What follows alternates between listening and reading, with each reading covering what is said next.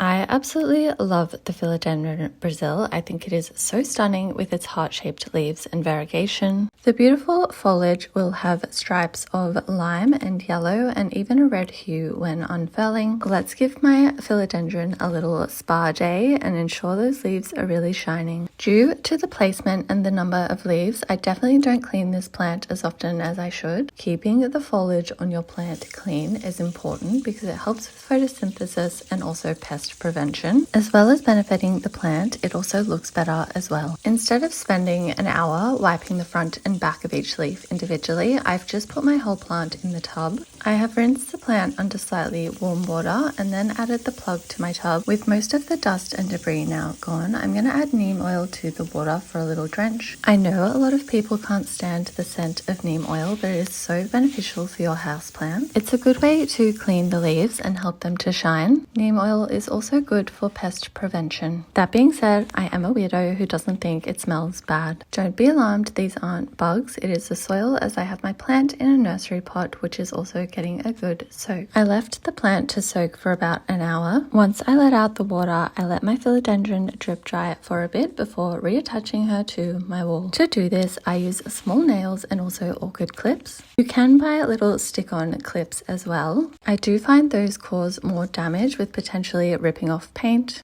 Obviously, you can do what works best for you. This wall doesn't get any direct sunlight, but it gets plenty of indirect bright light. The Philodendron Brasil can adapt to lower light conditions, but brighter light is always best. Try to keep this plant out of direct sunlight though, because it can scorch the leaves. If your leaves are going completely yellow, then this is a sign of overwatering or poor drainage. If the tips of your leaves are going brown, this is often a sign of low water or low humidity. I have found that this philodendron is quite a slow grower. I moved to this plant here 5 months ago and I wasn't sure that it had grown at all. Luckily, I had filmed the process and went back and looked at the original video. Whilst the plant isn't much longer, it has really bushed out, which I actually much prefer. This philodendron can climb or trail. I have found that supporting plants helps them to grow bigger foliage. Originally, I had this plant on a cocoa coir pole, and whilst I loved the look, I decided to change it up when repotting. The gold planter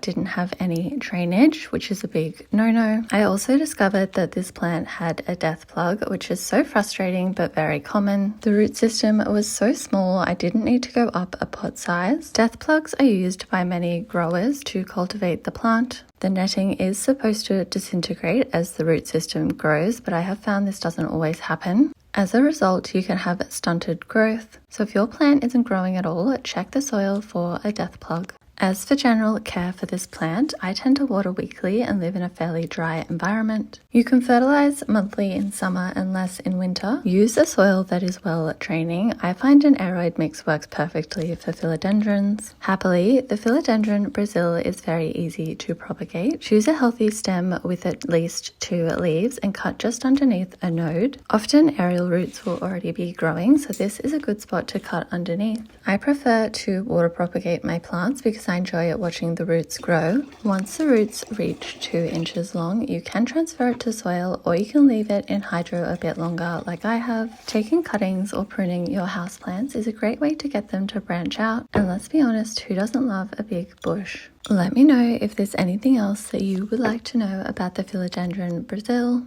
and as always, happy planting.